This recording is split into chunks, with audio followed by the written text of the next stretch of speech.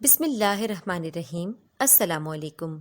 سچی کہانیاں کے تمام دیکھنے اور سننے والوں کو میرا سلام۔ اگر آپ ہمارے چینل پر نئے ہیں تو ہمارے چینل کو سبسکرائب کریں اور ساتھ ہی بنے بیل آئیکن کو لازمی کلک کریں۔ تو چلیے شروع کرتے ہیں آج کی دلچسپ کہانی۔ رات کے 10 بجنے والے تھے۔ میں نے دیکھا کہ عمیر ابھی تک بیٹھا کارٹونز دیکھ رہا ہے۔ عمیر بیٹا سو جاؤ، صبح اسکول نہیں جانا کیا؟ یہ کہتے ساتھ ہی میں نے ٹی وی بند کر دیا۔ عمیر دکھی منہ بنائے کہنے لگا کہ آج تو میں آپ کے بغیر نہیں سونے والا، جس پر میں نے بھی اسے پیار سے گلے لگایا اور ہم دونوں میرے کمرے کی جانب چل پڑے۔ عمیر میری اکلوتی اولاد ہے۔ اس کے بابا اور میری شادی کو ابھی 5 سال ہی گزرے تھے کہ وہ شہید ہو گئے۔ ان کے جانے کے بعد میں عمیر کے ساتھ اس قدر مصروف ہو گئی کہ کبھی خیال ہی نہ آیا کہ دوسری شادی کر لوں۔ جب بھی کسی نے دوسری شادی کا مشورہ دیا تو میں نے یہ کہہ کر ان کی بات کو نظر انداز کر دیا کہ اس کے بابا کو تو خدا نے لے لیا اور باقی بچی ماں تو وہ بھی کسی اور کی ہو جائے۔ آخر اس بچے کا کیا قصور ہے؟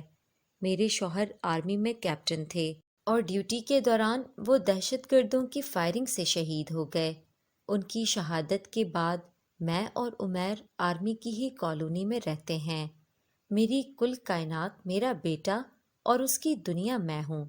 عمیر کو رات کو کہانیاں سن کر سونے کا بہت شوق ہے، جس کی وجہ سے میں اکثر اسے سوتے وقت کہانیاں سنایا کرتی ہوں۔ آج بھی بستر پر لیٹے ساتھ ہی عمیر نے کہا، امی جان، آج تو مجھے آپ اپنی آنکھوں دیکھی کوئی کہانی سنائیں جو آپ کے ساتھ یا کبھی آپ کے دوستوں یا رشتہ داروں کے ساتھ ہوا ہو، جو آپ کے لیے کسی سبق آموز کہانی سے کم نہ ہو، کیونکہ روزانہ حور پریوں کی کہانیاں سن کر میں بھی بور ہو چکا ہوں۔ عمیر کیونکہ اکلوتا تھا، یہی وجہ تھی کہ اس کی کوئی بات بھی ٹالنا مشکل ہوتا تھا۔ میں نے بھی کہا چلو ٹھیک ہے، آج تمہیں میں اپنی زندگی سے جڑی ایک کہانی سناتی ہوں جو میرے لیے کسی ڈراؤنے خواب سے کم نہیں تھی۔ آج بھی اسے سوچ کر میری آنکھیں نم ہو جاتی ہیں۔ یہ سننا تھا کہ عمیر کے تجسس میں کافی زیادہ شدت آ گئی اور وہ نہایت ہی دلچسپی سے میری باتوں کو سننے لگا۔ یونیورسٹی کی لائف شروع تھی۔ میں اور تمہاری خالہ ساتھ ہی پڑھا کرتے تھے۔ ہماری کلاس میں کوئی 50 لڑکے اور 30 لڑکیاں ہوا کرتی تھیں۔ تمہاری خالہ ذرا رنگت میں سانولی تھی، یہی وجہ تھی کہ زیادہ تر کلاس فیلوز اس سے کم ہی بات کیا کرتے تھے۔ انہیں آیت کی یاد صرف تبھی آتی تھی جب یا تو ایگزامز قریب ہوتے یا پھر کوئی اسائنمنٹ ملتی، کیونکہ وہ بہت نیک سیرت لڑکی تھی، اس لیے وہ ان کے برے رویوں کو بھول کر ان کی مدد کر دیا کرتی تھی۔ ایک دن ہماری کلاس میں ایک نیا لڑکا آیا جو کہ دکھنے میں کافی خوبصورت تھا، لمبا قد، گوری رنگت، پرکشش آواز۔ اس کی خوبصورتی ہی سب کو اپنی طرف کھینچنے کے لیے کافی تھی۔ یہی وجہ تھی کہ کلاس کی سب لڑکیاں اس پر مرتی تھیں۔ پڑھائی میں اگرچہ وہ زیادہ اچھا نہیں تھا، لیکن پھر بھی وہ اپنی کلاس کی آدھی لڑکیوں کا کرش ہوا کرتا تھا۔ عمیر نے یہ سنتے ہی ساتھ پوچھا، تو کیا امی جان ظاہری خوبصورتی ہی سب کچھ ہوتی ہے؟ اس سوال کا جواب تو شاید میرے پاس بھی نہیں تھا، مگر شاید اس دنیا میں لوگوں کو جانچا ہی ان کی ظاہری وضاحت سے جاتا ہے۔ خیر، جب اسائنمنٹس کی باری آئی تو سر نے کلاس کو ڈیفرنٹ گروپ میں بانٹ دیا۔ وہ اور آیت ایک ہی گروپ میں تھے۔ وہ کافی اچھے سے آیت سے پیش آیا کرتا تھا۔ ایسا لگتا تھا کہ وہ باقیوں سے بالکل مختلف ہے۔ باقی سب لوگوں کی طرح اسے رنگت سے فرق نہیں پڑتا، بلکہ اسے تو اچھے دل سے واسطہ ہے۔ دن گزرتے گئے، آیت اور اس نعمان کی کافی اچھی دوستی ہو گئی۔ مجھے یہ سب دیکھ کر بہت خوشی ہوتی تھی کہ آخر کار آیت نے خوش رہنا سیکھ لیا تھا۔ اب اسے لوگوں کی باتوں سے زیادہ فرق نہیں پڑتا تھا۔ وہ اکثر نعمان کی اسائنمنٹس میں اس کی مدد کیا کرتی تھی اور اکثر تو پیپرز میں بھی اسے چیٹنگ کروایا کرتی تھی۔ ہاں، یہ غلط تھا، مگر کیا کیا جائے؟ وہ کہتے ہیں نا کہ محبت اور جنگ میں سب جائز ہوتا ہے، تو بس یہاں بھی کچھ یہی حساب تھا۔ دن گزرتے گئے اور آخر ہماری ڈگریز ہمیں مل گئیں، یونیورسٹی کی لائف ختم ہو گئی اور ہم سب دوست الگ ہو گئے، کوئی کہاں گیا تو کوئی کہاں۔ اب آیت اور نعمان کی بات ہونا بھی کافی کم ہو گئی تھی۔ وہ جب بھی اسے کال کرتی تو وہ کہتا کہ میں ابھی بزی ہوں، کبھی کوئی بہانہ بنا دیتا تو کبھی کوئی۔ آیت کیونکہ مجھ سے بڑی تھی تو امی ابو اس کی شادی کرنے کا سوچنے لگ گئے۔ اس سب کا جب آیت کو پتہ چلا تو وہ میرے پاس آئی اور مجھے روتے ہوئے ساری بات بتائی کہ وہ تو نعمان سے پیار کرتی ہے اور اس کے علاوہ کسی سے شادی کا سوچ بھی نہیں سکتی۔ میں نے اس سے پوچھا کہ کیا یہ یک طرفہ پیار ہے یا وہ بھی تمہیں پسند کرتا ہے، جس پر اس نے مجھے جواب دیا کہ نہیں، یہ یک طرفہ پیار نہیں ہے، اس نے خود مجھ سے شادی کا وعدہ کیا تھا۔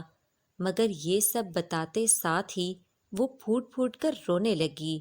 میں نے اسے چپ کرواتے ہوئے کہا، یہ تو اچھی بات ہے پگلی، پھر آخر رونے کی اصل وجہ کیا ہے؟ آیت نے بچوں کی طرح روتے ہوئے مجھے بتایا کہ وہ اب اس کی کال تک اٹینڈ نہیں کرتا، جب کال کرو کہتا ہے میں بزی ہوں، کبھی دوستوں کے ساتھ ہوں، بعد میں بات کروں گا، کبھی کوئی بہانہ تو کبھی کوئی۔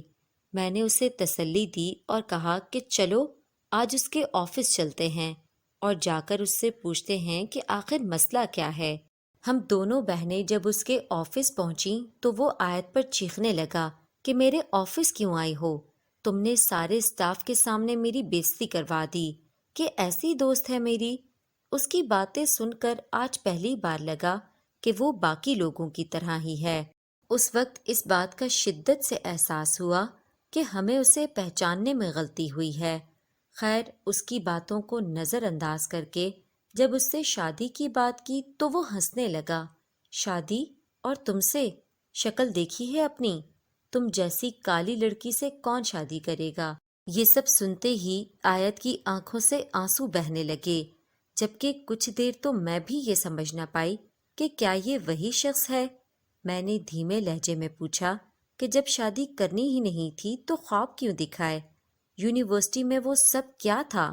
اس بات پر وہ کہکے مار کر ہنسنے لگا اور کہنے لگا کہ میں نے جب دیکھا کہ پوری کلاس میں سب سے زیادہ لائق آیت ہے تو مجھے لگا کیوں نہ اس کی عقل مندی کا کچھ فائدہ اٹھایا جائے۔ اس نے بتایا کہ اسے اپنی اسائنمنٹس بنوانے کے لیے پیپر پاس کرنے کے لیے آیت کی ضرورت تھی، جو کہ اب پوری ہو چکی تھی۔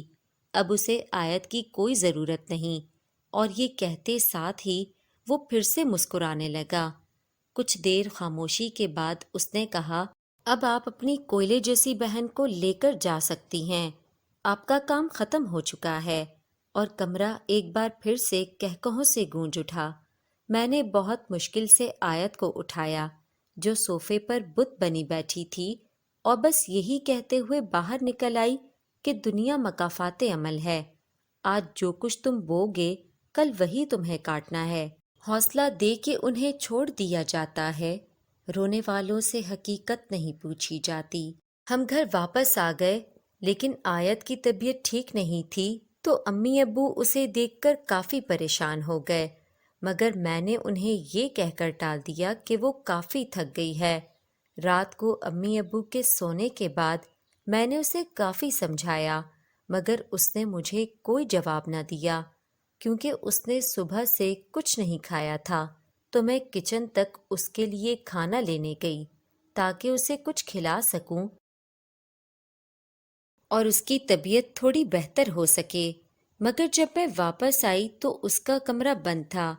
کافی دیر دروازہ بجایا مگر کوئی جواب نہ ملا، جس پر مجھے تشویش ہونے لگی۔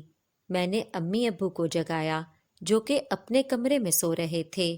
دروازہ توڑنے تک بہت دیر ہو چکی تھی، اب وہ ہم میں نہیں رہی تھی، اس نے خودکشی کر لی تھی۔ اس صدمے اور پھر لوگوں کی باتوں کی وجہ سے امی ابو بھی زیادہ عرصہ یہ غم برداشت نہ کر سکے، اور 6 ماہ بعد ہی ابو کا انتقال ہو گیا۔ اب پورے گھر کی ذمہ داری میرے کندھوں پر آ گئی تھی۔ امی بھی بیمار رہنے لگی تھیں۔ بس اس لیے میں نے جاب کرنے کا سوچا۔ قسمت کا کرنا یہ ہوا کہ میری جاب بھی نعمان کے آفس میں ہی ہو گئی۔ اب مجھے اس کی منحوس شکل روزانہ دیکھنی پڑتی تھی اور بس دل سے یہی دعا نکلتی تھی کہ خدا اسے اس دنیا میں اس کے کیے کی سزا دے۔ کچھ ہی عرصے بعد اس نے آفس کی ہی ایک نہایت ہی خوبصورت اور فیشنیبل لڑکی سے شادی کر لی۔ شروع میں تو دونوں بہت خوش تھے، مگر جب ان کا بچہ پیدا ہوا تو ان دونوں میں کافی پیچیدگی آ گئی، کیونکہ دونوں ایک ہی آفس میں جاب کرتے تھے، تو ان کے ذاتی معاملات آفس میں ڈسکس ہوتے رہے۔ اس کی بیوی اکثر آفس میں اپنے دوستوں سے اپنی ذاتی زندگی بیان کرتی تھی۔ سننے میں یہی آ رہا تھا کہ ان کے گھر ایک بیٹی پیدا ہوئی ہے جو کہ رنگت میں کافی سانولی ہے، اور یہی وجہ ہے کہ دونوں ایک دوسرے کو قصوروار ٹھہراتے ہیں۔ خیر، وقت گزرتا گیا اور وہ بڑی ہوتی گئی۔ اسی دوران میں نے بھی شادی کر لی۔ اب جب کبھی آتے جاتے نعمان نظر آ جاتا تو اس کے چہرے پر پہلے جیسی مسکراہٹ نہیں ہوتی تھی۔ ایسا لگتا تھا کہ اسے اپنے کیے پر پچھتاوا ہے۔ شاید اسے ڈر تھا وہی سب اب مکافات عمل کی صورت میں اس کے سامنے نہ آ جائے۔ اس کی بیٹی بڑی ہوتی گئی۔ اب وہ اکثر آفس آ جایا کرتی تھی، مگر اس کی ماں اسے دیکھ کر زیادہ خوش نہ ہوا کرتی۔ نعمان اس سے بہت پیار کرتا تھا اور اس کا پیار دکھائی بھی دیتا تھا، مگر ایک دن اچانک اس کی بیٹی نے خودکشی کر لی، جس کی خبر پورے آفس میں آگ کی طرح پھیل گئی۔ سچ بتاؤں تو مجھے یہ سن کر بہت دکھ ہوا۔ وہ لڑکی دل کی بہت اچھی تھی۔ جب ہم لوگ فاتحہ پڑھنے ان کے گھر گئے تو پتہ چلا کہ وہ لڑکی کسی سے بہت پیار کرتی تھی، شادی کرنا چاہتی تھی، مگر جب رشتے کی بات کی تو اس نے اس کی سانولی رنگت کی وجہ سے یہ کہہ کر ٹھکرا دیا کہ وہ اس جیسی بدصورت لڑکی سے شادی کر کے اپنی پوری زندگی برباد نہیں کر سکتا۔ انہی باتوں سے دل برداشتہ ہو کر اس نے خودکشی کر لی۔ مجھے یہ سب سن کر یقین نہیں آ رہا تھا کہ کیا واقعی مکافات عمل اتنی جلدی آپ کے سامنے آ سکتا ہے۔ مجھے یقین تو تھا کہ نعمان کو اس کے کیے کی سزا ضرور ملے گی، مگر اس طرح یہ میں نے کبھی سوچا بھی نہ تھا۔ نعمان مجھ سے ملنے میرے گھر آیا اور اب اسے اپنی غلطی کا احساس ہو گیا تھا۔ اس نے میرے آگے ہاتھ جوڑ کر معافی مانگی اور اس کی یہ حالت دیکھ کر میں نے اسے معاف کر دیا۔ خدا اپنا حساب لے چکا تھا۔ اب میرے معاف نہ کرنے کی وجہ باقی نہیں رہی تھی، بس اسی لیے میں نے اسے معاف کر دیا۔ اب اس نے آفس آنا چھوڑ دیا تھا اور کچھ ہی دنوں بعد ہمیں یہ خبر ملی کہ وہ پاگل ہو گیا ہے۔ بیٹی کی موت نے اسے پوری طرح ذہنی مریض بنا دیا تھا۔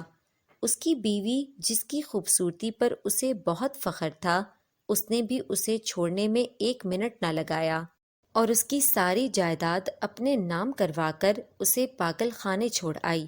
اب جس خوبصورتی کو اس نے ترجیح دی تھی اس کا یہ نتیجہ نکلا۔